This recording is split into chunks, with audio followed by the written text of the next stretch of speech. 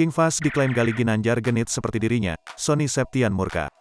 Galih Ginanjar buat pernyataan yang membuat Sonny Septian murka. Hadir di kanal YouTube Denny Sumargo, lagi-lagi Fairuz A-Rafiq dan Sonny Septian tegaskan tak pernah melarang Galih Ginanjar untuk bertemu sang anak King Fahz. Aku sering ngomong kok, justru kalau misalnya Fahz bisa dekat, itu berarti aku sama Fairuz sudah berhasil mendidik Fahz menjadi anak yang baik, ujar Sonny Septian dilansir dari YouTube Curhat Bang Denny Sumargo, Minggu, tanggal 8 Mei tahun 2022. Di samping itu, Sonny Septian ternyata murka saat Galih Ginanjar menyebut King Fahz sebagai anak yang genit. Sebelumnya, Galih Ginanjar memang sempat mengungkapkan kepada Feni Rose, kalau sikap genit King Fahz saat video call dengan Arsy Putri Anang dan Ashanty, adalah mirip seperti dirinya sebagai bapak kandung. Aku kemarin ngedengar omongan dari dia, pas dibilang genit itu aku nggak terima banget sih.